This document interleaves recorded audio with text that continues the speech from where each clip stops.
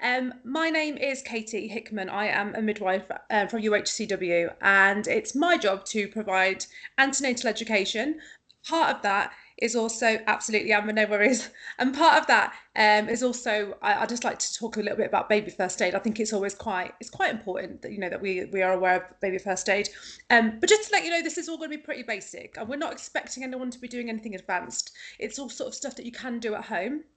At the end, I will let you know about an app that I would recommend that you download as well, which basically is like a platform that has all of the information that we talk about today, plus some extra stuff as well. So I have worked with our research team to get or provide the information that I'm going to talk you through today. There's nothing sad on here, it's nothing scary or anything like that. Like I said, it is really basic. And as I mentioned, we're not expecting anybody to be doing the things that you would expect the ambulance crew, the paramedics to do. This is all very sort of the stuff that you can do at home. Now, the information that I've got, we've actually found it and got it from the Resuscitation Council UK and then St John's Ambulance as well. And I will use their videos throughout the session too to demonstrate sort of what we're talking about. So you have a visual representation there as well. So the agenda. First of all, baby CPR. So literally a very quick video with it's like a minute or so long, which is going to explain how we would do baby CPR. I'll then obviously talk about the algorithm as well, but you'll see it on the slide as we move through the session. We'll go through the signs and symptoms of an unwell baby. We'll talk about how we can prevent accidents, what you should do if your baby does become unwell, or where to seek help. And we'll talk a little bit about car seat safety, and then we'll go through the Safe Sleep Guidelines as per the Lullaby Trust. And then we'll move into the baby first aid part of the session. And that's where I'll use some videos from the St John's Ambulance, and we'll talk through things like choking, head injuries, stuff like that, seizures, that sort of stuff. And then, like I said, I'll round the session off with St John's Ambulance app information. Now, if you do have any questions, please feel free to pop them into the chat. If you want to email me any questions after the session, you are more than welcome to do so. Or if you want to ask me questions that you don't want to put directly on the chat throughout the session, then again, please do feel free to email me and I'll do my best to check the notifications that pop up on my laptop. So let's get started. So baby CPR steps, like I said, we will use the video that I've got here from the Resuscitation Council UK. You can find further information on their website, and they do also have these videos on their YouTube and also directly on their website too, if you wanted to do your own research and refer back to it. Now, at the end of the session, I will send you an email that has all of the links to the videos that I'm going to use today as well, just for if any reason you're not able to view them in real time, then you can refer back to them again in your own time, or if you want to look at them at a later date, that's absolutely fine. So, baby CPR steps. It's not as intense, I would say, as adult CPR. Things differ just slightly, so you can see for yourselves, and then we'll talk through the algorithm there. Okay, here we go.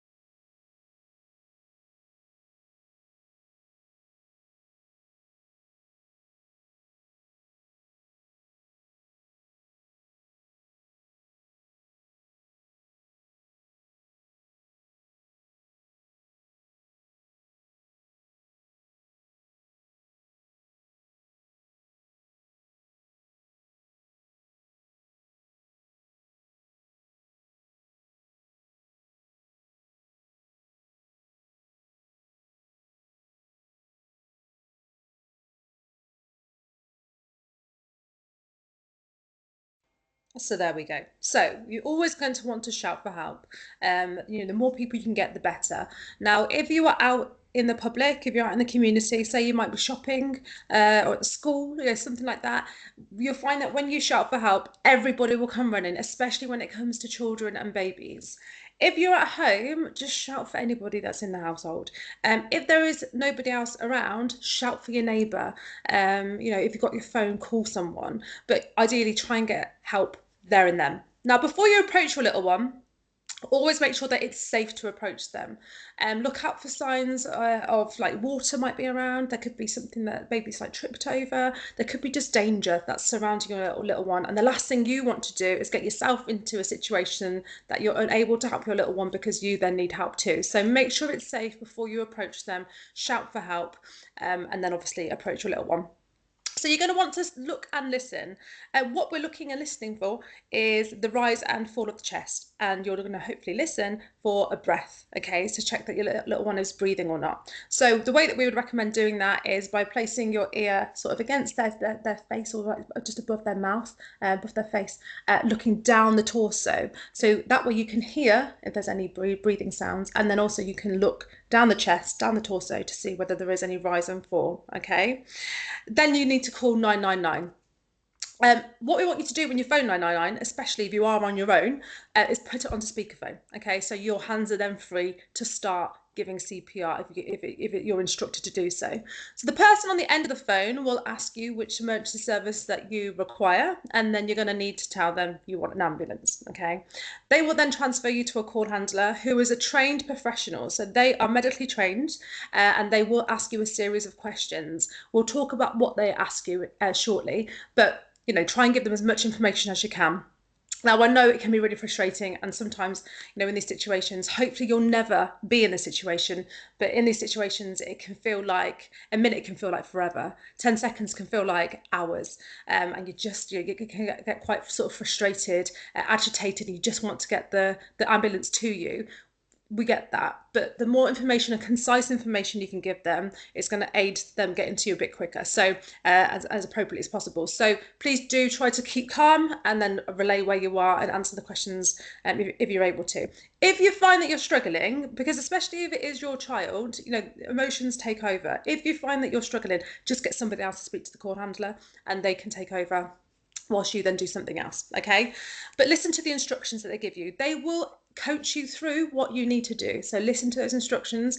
And again, if you find that you're becoming, flustered, then get somebody else to listen to the instructions and then direct sort of what to do. Or if somebody else needs to step in, get them to step in and you step back. Okay.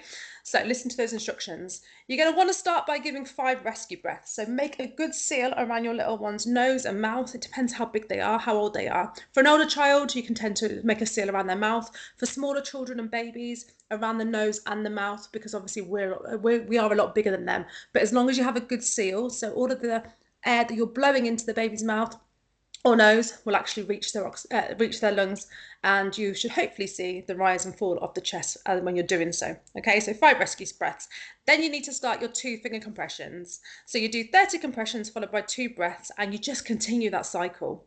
Now, as I said, the call handler will be on the phone with you. They will be telling you what to do, and they will be cycling these with you as well. Okay, they'll also talk to you about depth, and they'll talk to you about rhythm as well. So it's really important that you do listen. And as I said, if you do find that you become tired, you most likely will become quite upset.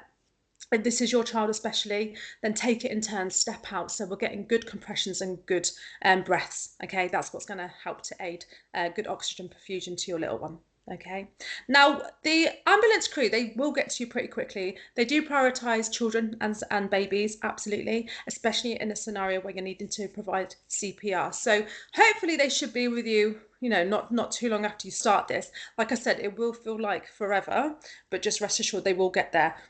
When they get there, they will take over. You step back, take a breather, pat yourselves on the back for doing a good job, and let them do their job. Okay. Now, as I said, hopefully you'll never find yourself in a situation like this, but it is really important that we have an understanding of what we should do with regards to CPR when it comes to children, because you just never know.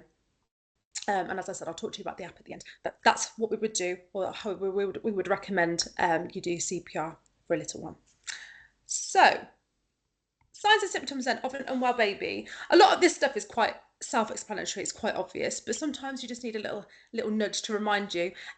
These are what we would recommend looking out for with regards to it's the signs of sorry symptoms of a normal baby. So temperature, keep an eye on your little one's temperature. Okay, a normal temperature is between 36.5 to 37.5 degrees Celsius. It's just to point out as well, we seem to sort of think about high temperature when it comes to babies or children or even adults developing infections and becoming unwell. But just to point out that actually a low temperature combined with other symptoms can also be warning signs, okay, be a warning sign. So it doesn't have to be just a high temperature. A low temperature also can be a warning sign. So just bear that in mind. Breathing. Is your child wheezing or breathing noisily? Check for sucking in between the ribs, okay? Babies especially can be quite erratic breathers. They're tummy breathers as well. So you might, especially like a newborn baby, you might look at them and you think, what's going on here? Why are they breathing so erratically? Like that's not how I would breathe. Yeah, that is normal for babies to have sort of erratic breathing. However, it shouldn't be noisy and they shouldn't be struggling with that. A telltale sign of little ones becoming distressed with their breathing would be sucking in between the ribs. So literally as they're breathing, it might be that they're a little bit wheezy, a bit rattly, or it might be, it might be that as you're witnessing their breathing, you can actually see the ribs sort of poking out. That is a sign of respiratory distress syndrome, and you need to get that checked out ASAP. Okay, so that is a telltale sign of an unwell baby. And behaviour. Is your little one behaving any differently to how they usually would? It might be that they appear irritable, they might be sleepy, confused, you might find it difficult to wake them. Again, you know your child better than anyone. Now, when we have newborns, they do sleep quite a lot. As they get a bit bigger, they will start to have longer wake periods. But you will get to know and understand what is normal behaviour for your little one. Okay, so if you notice any change in your little one's behaviour, you need to flag that up. Or just be aware, be mindful, could my little one be becoming unwell? Okay, it's like a early warning sign. And yeah, seek help as appropriate. I have 3 children myself. I know each of them are different, and I know exactly when one of them is becoming unwell because they will become a little bit irritable. One of them becomes really snappy, and my 3-year-old, like she throws some tantrums, she does, and I know that's not her normal behaviour. Yes, there is a little bit because she's a toddler, not toddler, but a small child, but that's not normal for her really, and I can always sort of tell when she's becoming unwell. So that's because I'm used to her being around, and obviously she's my child and I know her, but for somebody else that might be just normal behaviour for their child. So what I'm saying is it's not a blanket rule really. This is like an individual personal thing. You know your child, you know when they start to behave differently, so take relevant action if you feel that you need to. Nappies, keep an eye on your little one's nappies. So if they're having less than 6 wet nappies in a day, this is for a baby that's older than 7 days, then this could be a sign that your little one, again, is becoming poorly or dehydrated. Now, dehydration in children can happen quite quickly. They do tend to compensate, and then they can become quite unwell when they become dehydrated. So just be mindful of how much they are urinating. Also how much they're taking as well. If they usually feed like well, and then all of a sudden they don't want to feed, again, this could be a sign or a red flag that your little one is unwell or becoming unwell. And also just keep an eye on the color of the urine as well. If it is really dark in color, sometimes we see babies coming in who are severely dehydrated and the urine is almost brown. It can be quite thick in consistency, like a syrup, and also has a strong smell to it. These are also signs of dehydration. So again, do keep an eye on their nappies. And for very small babies, like newborn babies, look out for their tears as well. When babies cry, obviously, like everybody does, they should have tears when they cry. Babies that are dehydrated will whimper, they'll cry, but no tears are actually formed. No tears are coming out because they're that dehydrated. Okay, hopefully you're stepped in before that point, but just another little telltale sign that little ones may be becoming unwell or are already quite unwell is their output with regards to their nappies, and also, yeah, like I said, looking out for the moisture in their eyes and all the mucous membranes too, like in the mouth and everything like that as well. And then skin. Is your little one's skin normal, as it usually is? Or could it be becoming pale, blotchy, blue/grey, or do they potentially have a rash? Just be mindful that for darker skinned children, make sure you're checking their soles, their palms, and their lips for the paleness or blueness. It might not be always that obvious as a Caucasian child. Okay, so again, looking out for their skin. When we talk about the rashes, I think the first thing that comes to mind is always meningitis, isn't it? But just to also point out, just to recognise, children don't have to have that rash for meningitis to actually be present, okay? And I know that in the news we've heard lots about meningitis doing the rounds. So it's just being vigilant with all the telltale signs of meningitis. So either sensitive to light, sound, they might be feeling quite sick or actually vomiting, might be sensitive, like I said, sensitive to light is a big one, and stiffness in the neck as well. Okay, so a rash doesn't always have to be present when meningitis is actually present. Okay, so just to bear that in mind as well. So if your little one is unwell, or you suspect that they might be becoming unwell, and where should you seek help? So again, this is quite obvious, but it's just a little reminder. Okay, so pharmacists. People tend to forget that pharmacists are actually, again, medically trained professionals. They are there to advise in the community. Now, they can't diagnose anything, but they can, like I said, advise sort of minor treatment or for minor illnesses. Okay, so for example, if your little one has a cough or a cold, they might have a low-grade temperature, they're just not really their normal selves, they're off their food a little bit. Okay, well, let's see what's going on here. You're welcome to take them into the pharmacist for advice. If the pharmacist deems that this is actually out of their remit and they need to refer to a doctor, they will then ask you to contact your GP. Now, we know it's really difficult to get appointments with the GP, and the systems are all over the place, aren't they? But they will prioritise seeing your little one if you feel that they need to be seen, okay? Because the babies and children, like I said, they are prioritised within the healthcare service. Sometimes, if the GP surgery is really busy and they don't have appointments on the day, they may actually recommend that you go to another GP surgery, but they would usually advise you and make that appointment for you, but ask you to attend a different GP surgery within the local area, just so that some GP surgeries have open appointments and their appointments might all be full. So just be mindful, but never ever sort of sit at home and think, well, I can never get an appointment, so I'm just going to leave it. No, please phone the GP surgery and they will assist you because, like I said, we do prioritise children and babies when they are unwell. So your GP surgery are there. Then we have 111, who are especially great for out of hours, so weekends and nights. But again, you are also welcome to call them in the day if you feel that you need to. 111 act as a triage service. So you call them, again, you will be put through to a call handler who will ask you a series of questions, and they essentially triage you. So they will sort of deem whether they believe that you might need to speak to a doctor, or whether you can be seen by a nurse, whether you need to be seen face to face, or whether they can recommend treatment over the phone, or that sort of stuff, really. So it's really, really useful, like I said, for out of hours. Like I said, there are medically trained professionals on the end of the phone there as well. A lot of the time you will get a call back from a doctor or a nurse who will then, like I said, advise treatment. And sometimes you will be invited in to see a doctor in a sort of standalone unit. For me, I live in Warwick, so I always get asked to go to Warwick Hospital. There's a little clinic next door to A&E where the out-of-hours GP works there. Whenever I've had to take my children in, for example, to be seen, that tends to be how it works. But they are there to assist you, especially, like I said, for out of hours. So don't panic if you're at home over the weekend or even in the middle of the night and thinking, oh my goodness, I need some help here. Just call 111. And if they think that you need to have more urgent treatment, or your little one needs more urgent treatment, they will send an ambulance directly to your address that you give them. So always make sure you are giving the correct address and contact details so that they can get the emergency services to you if they think that actually that's the most appropriate course of action. And then we have the lovely A&E. So A&E is our accident and emergency department. Coventry, if you've been there, most people have. It's a very large department. It's a very busy department. And this is why we really want people to understand that we don't have to just go straight to A&E. There are other people, other services that actually we can go to for sort of more minor things rather than just rushing straight to A&E, because then those people that really do require A&E hopefully will then have the treatment and be seen a little bit more quicker if sort of the minor injuries and illnesses are sort of filtered to the other appropriate services. Okay, so A&E is for accidents and emergencies.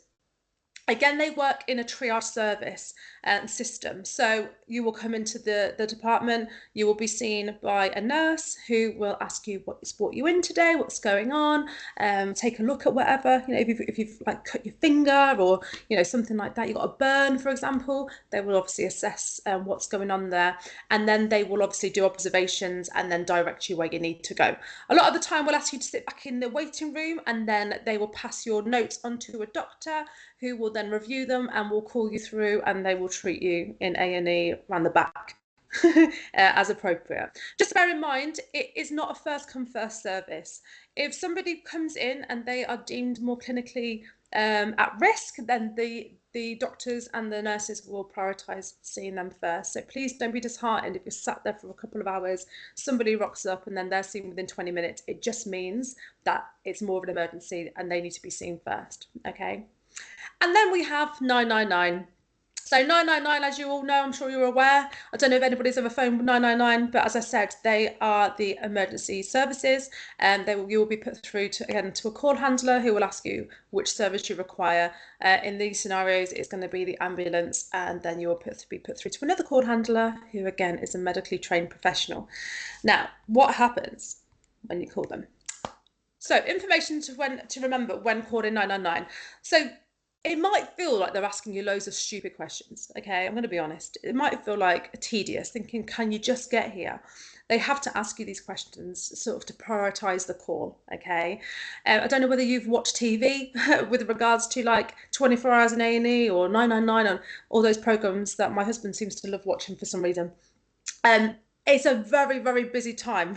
It's a very busy time for ambulance crews, and some people are looking at very long waits. So it's just about prioritising who needs the ambulance the quickest, so we can then get the crew to those people in the most timely manner. So please answer the questions as in depth as you can. So they will always ask you your name, that's yours and the patient's name, okay? So if it's for your little one, they'll ask you your name and then your patient's name, and then they will ask obviously their name as well, their age as well. They will ask you what's happening. So what's the reason for the call today? Like, can you tell me what's happening prior, what's happening now, and is the patient breathing? Is your little one actually breathing? They'll also ask you if your little one is bleeding as well. So just to bear that in mind. And then they will ask, you know, well, where are you? And as I've said already a few times, the more information that you can provide, the better, okay? So for example, if you are out shopping, if you're in like Sainsbury's in Canley, okay, and you say, right, I'm in Sainsbury's in Canley, I'm down the dairy aisle, I'm wearing this, you know, give them as much information as you can. It just makes it a lot easier for them to find you. And like I said, every second really does count. Now, if you do have bystanders, then utilise those bystanders. Get them outside, get them waiting, you know, outside the shop, or directing the paramedics, the crew to you, okay? If you're at home, get someone to stand on the front door, stand on the street, direct them, let them know where you are. Like I said, every second counts, and they will be really, really grateful if you were to do that, okay? So when should you call 999 then? I personally would say call 999 if you think you need to, okay? Don't be scared to phone 999. Like I said, it might be that sometimes the call handler might say, I think this might be more appropriate for you to contact so-and-so, or you might be put on a waiting list for the crew to come out to you. But if your little one experiences any of these things, then definitely please call 999. So if your little one has a seizure / a fit for the very first time, make sure you're calling the emergency services. If your little one is known to have a seizure disorder, say for example epilepsy or something like that, and they are having a seizure and it's been ongoing for more than 5 minutes, they're not responding to their medication, which you will have if your little one has already been diagnosed with a seizure disorder, then please call for the ambulance crew. Obviously, if your little one stops breathing, if they won't wake up, you need to call the ambulance crew.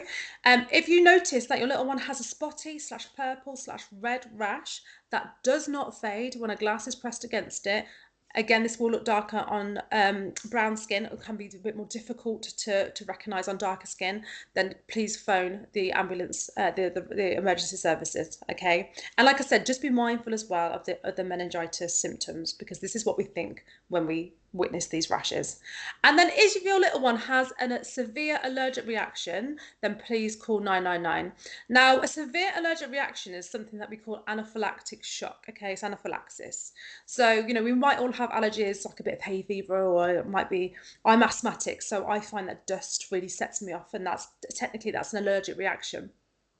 For those situations, it depends how severe it is, but anaphylaxis is extremely severe, okay? This is when your body, it will start to go into an inflammatory response. So a lot of people will find it really difficult to breathe. They might start to cough, wheeze, splutter, because their airways are actually becoming swollen and inflamed, making it difficult for them to breathe. This is what anaphylaxis is, and it can be fatal, okay? So it's really important that we recognize the difference between the two. But obviously, if you've never experienced an allergic reaction and you start to feel a bit, okay, hold on a second, or your little one does, then again, you are welcome, obviously, please to call 999 if you think it's the most appropriate course of action. Now, we've written here, with regards to allergic reactions, nuts, tomatoes, cow's milk, that's things obviously that we ingest, but also be aware they could also experience these reactions to things like aerosols, like a deodorant. You know, it could be like a clothes, like what they're called, like fairy, what's it called, like when you're washing your clothes, washing powder, that's the word. You know, it could be actually anything, but we sort of relate it a bit more to food because we think about when the baby starts to wean, okay? So yes, we've written nuts, tomatoes, cow's milk, but just be aware, actually, if a baby starts to show signs of severe allergic reaction, it could be that they've been exposed to anything that they have then developed that response to. Now, just also to point out that allergic reactions, they might not always appear straight away, okay? It doesn't have to be the very first time that they're exposed to something that they actually then go on to develop an allergic reaction to that. So for example, if you are doing something like baby-led weaning, so this is when you wean your baby from 6 months of age to solid food and you let them lead the way, it might be that you give them something like peanut butter on toast and they're absolutely fine with it. They love it. It's great. And then 2 weeks later, you might give it them again, and then they might start to show you signs of a severe allergic reaction. It doesn't have to be the first time they're exposed. They can actually develop, not infections, they can actually develop allergic reactions later on down the line. And this is why it's really important that you stay with your children when they're eating, so you can obviously observe and sort of make sure that everyone is safe. Okay, so obviously, like I said, if they do experience any of these things, then please call the ambulance service, the emergency services. It's going to obviously just help to aid treatment and get your little one seen a little bit quicker. But how can we actually help to prevent accidents at home? Okay, so we would always advise keeping batteries, hazardous items, poisons, medication, anything like that out of children's reach. Ideally, they should be in a lock box high up where they can't reach them, but we don't all have access to lock boxes. In those cases, ideally in a cupboard high up where they can't reach them, okay? Out of sight, out of mind. Children hopefully won't be climbing onto counters and getting up there, so just keep them out of the way so little ones are not able to actually find them and then ingest them, okay? Please keep all electronic devices stored away safely. Okay, again, out of sight, out of mind, sort of out of reach is the safest thing with regards to electronic devices. Always make sure we are supervising and ensuring safety near water. Now, this could be in the bath, this could be out in a paddling pool, this could be when they're getting a bit bigger in the park, there's a lake there or a pond, and then at the swimming baths and even at the beach. Okay, children seem to love water. It's like they're like magnets. And, you know, it can literally just take seconds for children to become compromised in very shallow water. Obviously, the consequences of that can be absolutely devastating. So the best thing to do is just always have eyes on your children around any body of water, whether that is in the bath. If you need to step away out of the bathroom when your child is having a bath, just always take them with you. Get them out of the bath, wrap them in a nice warm towel and take them with you. If you are in the garden, you know, if they're getting a bit older, they're in a paddling pool and you need to go in and get some sun cream or get an ice cream or something like that. Again, take them with you or make sure there's somebody else in that garden who's keeping an eye on the children in the water, okay? Just being sensible and being vigilant about these things. Please make sure you are securely strapping your little one into age-appropriate car seats. And the next section, we're going to talk about car seats anyway, but it is a mindful out there. There are so many different car seats, etc., etc. It's mainly based on age and weight. So it's just about making sure that we do have the appropriate car seats for the appropriate age that your child is at that moment in time. And as I said, we will talk about that in just a second on the next slide. Please do not leave small pieces lying around that your little one may pick up and put into their mouth and potentially can choke on. Now, the number one thing that comes to mind when I think about this is Lego. Lego, it looks great. And these toys that we have this day and age, they all look great. They were like bright colours, really inviting, like mesmerising for these babies and these children. But they will pick that up and put them in their mouths because, that's what they do. That's how they explore things. These, again, like I said, are choking hazards. So we just need to be mindful that, once again, little ones are not left unattended with these things around them. If you have older children, especially, so I can speak from experience, just ask them to make sure they are picking up their toys once they finish. So, they're not just lying around for your little one to pick up and put in their mouths. And yeah, just being like, I would say, being open with your children, like make this a thing, make them aware of the reasons why. I'm not trying to be mean to you. I say to my son all the time, I'm not trying to be mean. It's just, if my youngest daughter, she is 3 now, she still picks this stuff and put it in her mouth, and actually, it's really dangerous for her. So if we just make sure that when you finish playing with your toys, let's tidy it all away, and then keep everybody safe. I don't go into the ins and outs to scare them, but it's just good habits, isn't it, to get into, and then hopefully, helps to reduce that risk of any accidents actually happening. And then please never leave your little one alone whilst they are eating or feeding. We literally briefly spoke about this in the last slide, didn't we? But yeah, make sure that you're using appropriate aids for your little one. When I think about that with appropriate aids, what does that mean? So obviously things like high chairs, they are great, but a high chair for a 6-month-old is very different to how a 2-year-old would sit in a high chair. So make sure you are using things like inserts, so your little one is stabilized, properly supported in things like high chairs, and again, never leave them unattended. Okay, and then please supervise when near roads and ensure children wear helmets when using a bike or scooter. Obviously, this is for older children. I'm not expecting your newborn to start riding a bike straight away, but as they get older, they obviously will start doing stuff like that. And again, I think it's just about having that understanding from an early age. Make it become a habit. So when I walk down the street with my kids, I'll like sort of make a game out of it, almost like, oh, so what colour is the traffic, the man going to be on, so we can cross the road? And just because it's on green doesn't mean that we need to make sure we are looking left and right, and just instilling those sort of, not values because they're not values, but habits, like I said, from an early age, just then helps them as they're getting older. It's sort of like they're already used to it, and hopefully it helps to keep them safe. But like I've already mentioned with water, same thing goes really with the bikes and the scooters. They love stuff like that, but for us as parents, it can be a little bit anxiety inducing. So it's just about building good habits and supervision really, and making sure that they're using the protective equipment and gear that they need to keep themselves safe as well. So choosing a car seat then, like I said, it is a minefield out there. I think it would just be amazing if we just had like one car seat for everyone, like it's just a universal thing, but we don't. There's so much stuff out there. Now, you might already have your travel system, you might already have a baby and you've got your travel system, and maybe you're thinking about what we do with regards to car seats as little one gets a bit older, they move through the stages. When it comes to actually choosing a car seat, there are, like I said, loads of different types. But ideally, your child's car seat should conform to the United Nations Standard, ECE Regulation 44.04, or to the new iSize Regulation R129. Basically, look out for the E mark label on the seat. There should be a physical label on the seat with an E mark on it, which basically means it meets European standards. Okay, that means it's legal, it's safe, and meets European standards. It needs to be suitable for your child's weight and for their size, and it should be correctly fitted according to the manufacturer's instructions. Okay. Now, we know cost of living crisis is real. It is. Things are really tough at the minute for a lot of people, and especially when it comes to becoming new parents, because these travel systems are not cheap. And it might be tempting to try and get yourself a second-hand car seat. Now, we wouldn't really recommend getting a second-hand car seat just because you can't be certain of its history, okay? It could have potentially been involved in a crash, a collision, and it might look fine on the outside, but actually the internal damage that isn't visible to the naked eye, that could potentially be present, okay? Also, when you buy these second-hand car seats, they don't always come with the original instructions. And we would ideally like you to have the original instructions to hand, okay?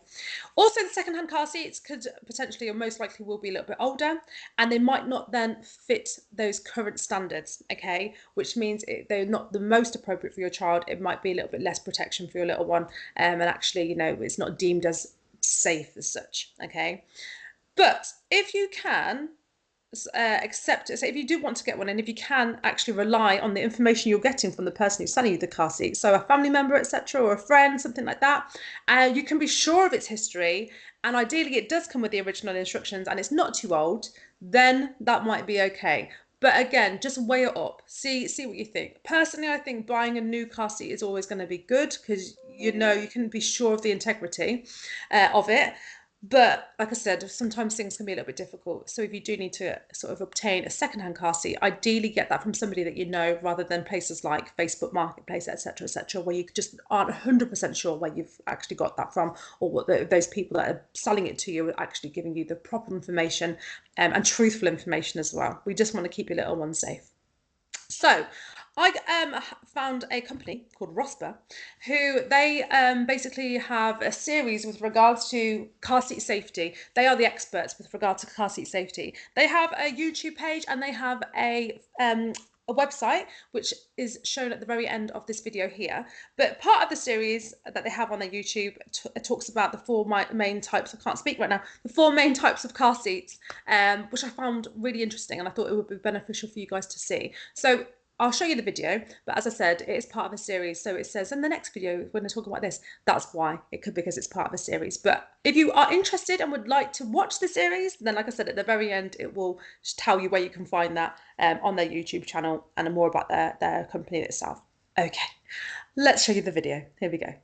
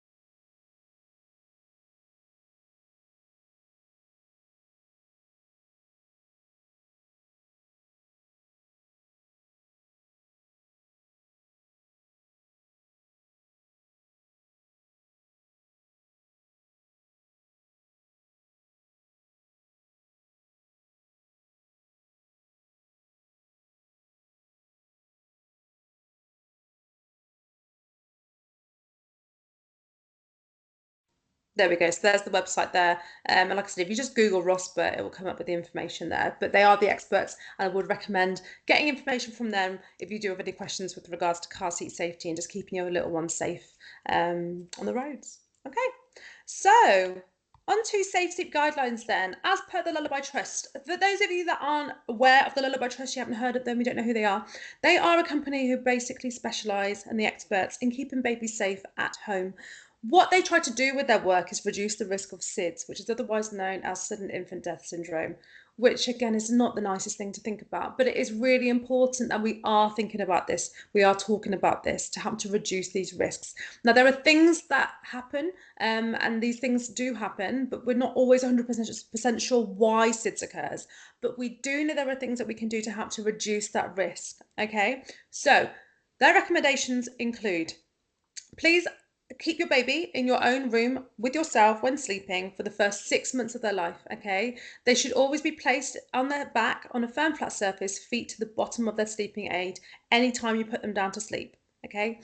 Please no loose clothing, blankets, toys, teddies, or cot bumpers. If you have anything like that in the cot or sleeping area or aid, please remove them when your little one is actually sleeping in there, okay? Don't leave them in there with anything like that in there. A clear cot is really a safe cot. They would recommend keeping the room temperature that your little one sleeps in between 60 to 20 degrees Celsius. Now, we would recommend checking your little one's temperature with the back of your hand on their chest or the back of their neck. Never go by their hands, their nose, and their feet, because they always tend to be quite cold. Always go by the central part of their body, the torso, because the blood circulates around their organs. That's where their central circulatory system is. So check the chest or the back of the neck rather than going by the nose, the hands, and their feet. Please, please, please never put your baby down to sleep with a hat on.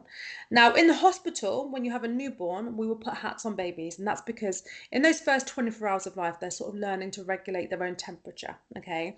Now, your baby, when they become overheated, they will actually release that heat. They will get rid of that heat via their head, okay? Their head is the largest area in their body, so they will lose around 10% of body heat via their head.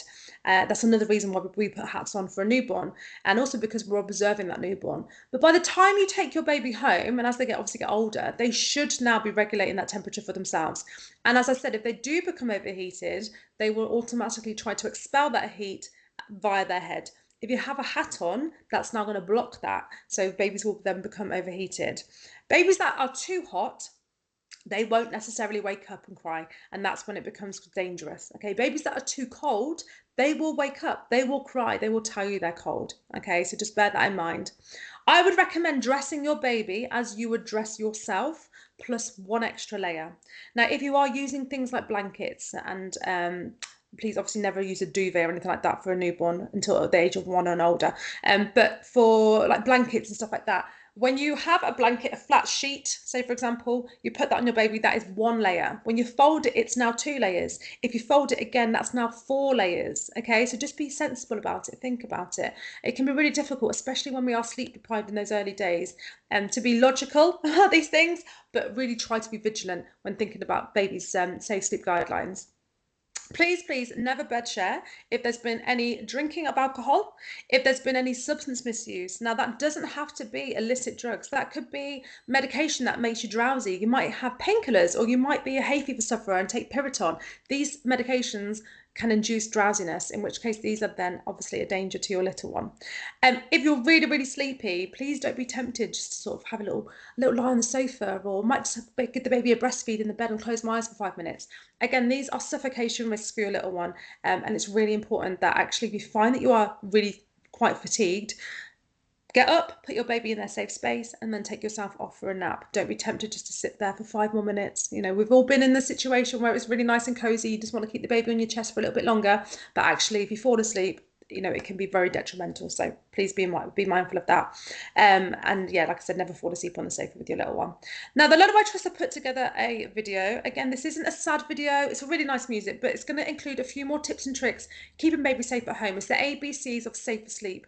Now, if you haven't had your baby yet, We will discuss safe sleep guidelines with you prior to you going home after discharge, okay? When we come to see you at home, the midwives will also talk to you about safe sleep guidelines. And when we discharge you from maternity care and the health visitor steps in, they will also talk to you about baby safe sleep guidelines. So don't panic. This is just to plant the seed and set the scene so you have an idea of who the Lullaby Trust are, so you know the experts to actually go if you want further to do some further research or reading. I would really recommend checking them out because, like I said, they are the experts, and they have all the information. So I want to show you the video and hopefully it will make some sense to you. Right, here we go.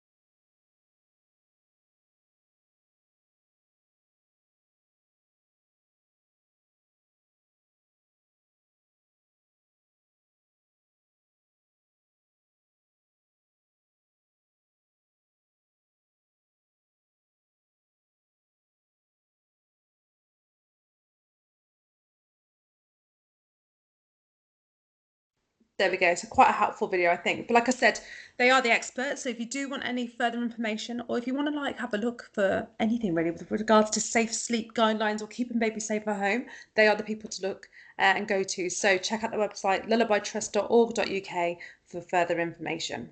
So we're going to move on to our first aid part now of the presentation. So we have a couple of things to talk through. So what I'm do with this session or this part of the session is I'll show you the video that's supplied by St John's Ambulance, and then we will talk through what sort of she's done in that video and then move on to the next one. So the first one is choking. What to do if your baby is choking. Here we go.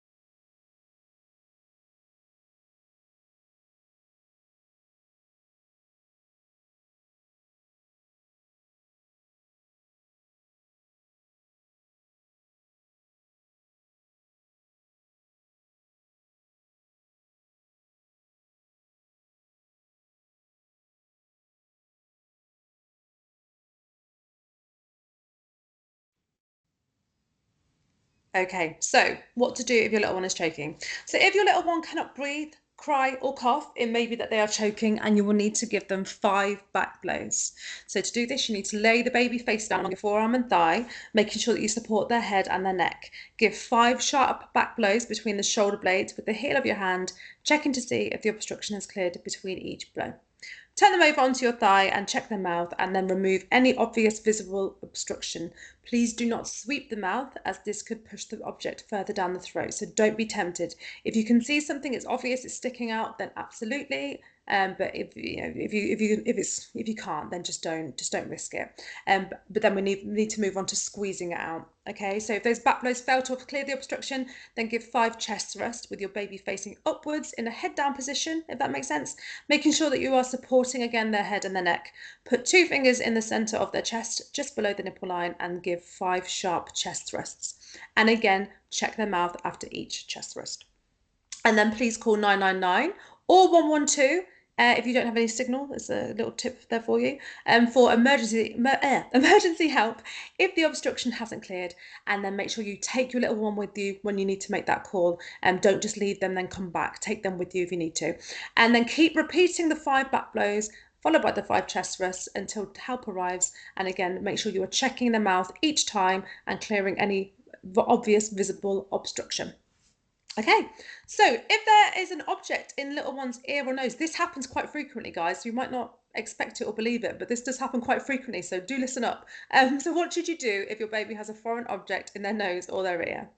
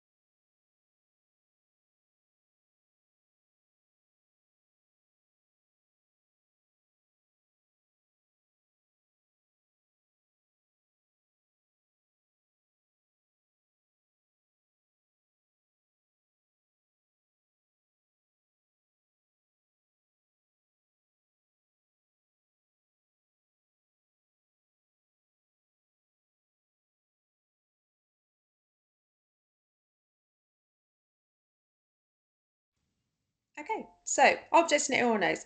If you think your little one has an object in their ear or the nose, then just attend the nearest emergency department or minor injuries unit. Don't be tempted to try to remove the foreign object yourself. Again, this could potentially push the object in further. I've been asked this so many times. It used to be, oh, well, we used to cover the nose and the mouth and blow in, it would bring it out. That's not the case these days. Just take them to be seen at the nearest emergency department or minor injuries unit. And just try and keep your little one calm. Now, if you need to use screens to do so, then please, I would recommend doing so. If it's like your baby, then you can feed them, breastfeed them, keep them close to you, just help to keep them calm. If there's an insect inside the ear, then you can support the little one's head with the affected ear facing upwards and then just gently flood it with tepid water or warm water, and hopefully this should then allow the insect to float out. If the flooding does not remove the insect, again, do seek medical advice. Like I said, this does happen quite regularly, so just be mindful. That's what we would do. It's quite simple, really. So, what to do if your little one has a seizure? Okay, next video, here we go.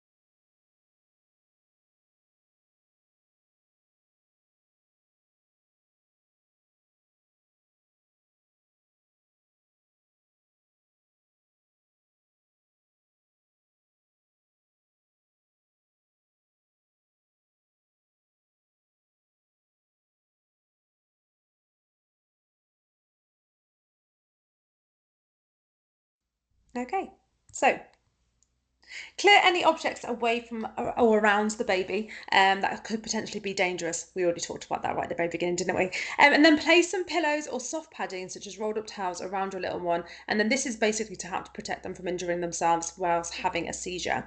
Please do not restrain or move your little one unless they are in immediate danger. Okay, so just leave them there unless they are in immediate danger. Do not be tempted to put anything into their mouth. And ideally, we want you to note the time that the seizure started if you can. This is going to hopefully help to help the ambulance crew and hospital staff decide how to treat your little one. And also, if you can, capture a video of the seizure on your mobile phone. Again, this is going to help to aid diagnosis later, but obviously it's not a priority at the time. If you don't remember to do it, that's totally fine. Obviously, you're going to be concentrating on your little one, so don't panic too much. But if you do remember, or somebody is bystanding, if you can get them to do that, then that's going to hopefully help to aid diagnosis later. And then obviously call 999 or again 112 for an ambulance and let them know obviously what's going on. And again, the call handler will be on the phone, who will also advise you also what to do. We want to try to keep your little one nice and cool as well, okay? Obviously, be mindful that they don't get too cold, but it might be that you need to remove some bedding, strip them down to a single layer of clothing, or you might also then need to wait for the seizure to stop to do that. So just obviously judge it and what's going on there. Once the seizure has stopped, then carry out a primary survey. So basically an assessment, keeping an eye on little one's responsiveness mainly. Place your little one into the recovery position to keep the airway open. And whilst you are waiting for help to arrive, just try and keep your little one nice and calm. Monitor the level of response, and if anything changes, you just let that call handler know. Now, putting a baby into the recovery position is not like putting an adult into the recovery position. It's a much more simple. Obviously, they are a lot smaller. So this is how you would put your little one into the recovery position.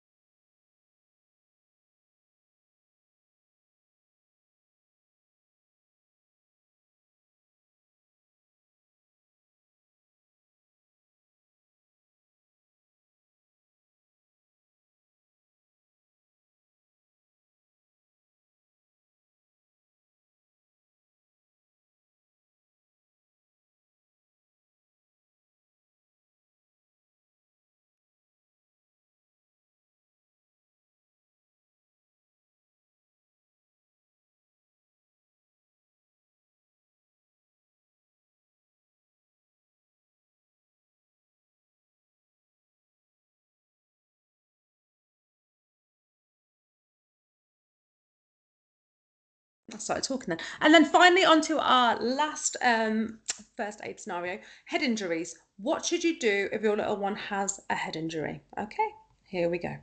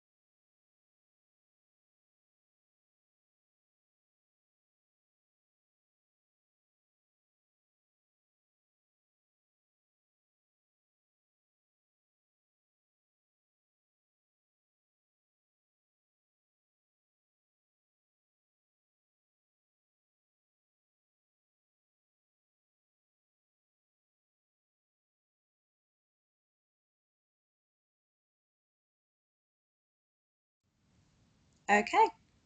So, if you think your little one has had a minor head injury, sit them on your lap and try to assess their baby's level of response using the ABPU scale. Now, this is something that we use in the hospital. So, are they alert? Are their eyes open? Can they respond to you if you talk to them? Does your little one respond to pain? So basically, if you flick the bottom of their foot or pinch their earlobe, do they respond to you by moving or opening their eyes? If they are unresponsive to all of the above, then please make sure you are calling 999 or 112 for emergency help. Or even if you're just worried about them, then also just call them, call the ambulance service. Whilst you assess your little one, hold something cold against their injury to help to reduce any swelling, something like an ice pack or a frozen bag of vegetables. Wrap it in a tea towel so it's comfortable for them, but apply that to where they've obtained that injury to help to reduce the swelling. If they have any wounds, then treat them by applying direct pressure onto the wound. Now, head injuries, they do bleed quite significantly, or they can bleed quite significantly. So also try not to panic. Try and keep your little one nice and calm. Clean the area as best you can and apply that direct pressure directly onto the wound, and that will help to stem any bleeding. Keep checking your little one's level of response until they've recovered or medical help has arrived. And if there is any change in their condition at all, you just let that call handler know. Let the emergency services know. It might be that they need to change their course of action and actually get to you a little bit quicker if they need to. Okay. Now, that's lots of information really over the last hour and a bit. It says St John's Ambulance there. It should say St John's Ambulance app. I would recommend downloading the St John's Ambulance app if you feel you are able to and you want to. And basically, it's like a pocketbook that you have on your phone or a smart device that opens up loads of information with regards to diabetic emergencies, CPR, choking, allergic reactions, and loads of other first aid scenarios. One of the best things about this is the information is all hosted on the app. So if you have no internet connection, it might be that you're out camping or whatever, you might have no signal, you have no internet actually on your phone, you don't need to have it. All the information is hosted directly on the app so you can access it wherever you want, whenever you want, okay? Basically, it includes step-by-step instructions for all topics so you know exactly what to do in an emergency. It includes easy-to-follow illustrations for guidance, and it doesn't just focus on children, it focuses on adults as well. So there's information for the whole family, and all you have to do is just download the app. These apps are free, and there are other apps out there too. It's not just the St John's Ambulance app. It's just that obviously we use that information with regards to first aid scenarios to give you guys a little bit of heads up and information throughout this session. But there is a Red Cross one, there's a British Heart Foundation one. It's all about just downloading them and having a look and seeing what works for you. So would recommend doing that. So we've come to the end of the session. We're a little bit early, which is interesting. Like I said, my name is Katie. I do work clinically. If there is anything that I can support you with, whether it be first aid related or anything else with regards to pregnancy, labour, birth, anything at all, please do feel free to drop me an email. As you can see, that is there on the screen. It's also the same email address that I did email you the calendar invites with for today. If you're interested in joining any of our other antenatal education classes for online and face-to-face events, check out our Eventbrite. It's the same place that you booked this session on anyway. And if you wanted to have a look at other resources, current news, and again, other available classes, then check out my Linktree. You'll find the hyperlink in the signature to my email. So when I sent you the calendar invite, it's all included there. Click onto that and it has, it's basically where I put all resources and everything in one place. It just makes it a little bit easier. I will share the recording with you, absolutely fine. If you have any questions, please feel free to ask them. Like I said, do get in contact if there's anything I can do for you. But if not, enjoy the rest of your day. Thank you for listening. I hope you found that useful and take care. Thanks, guys. Jaundice in a newborn. 1 second.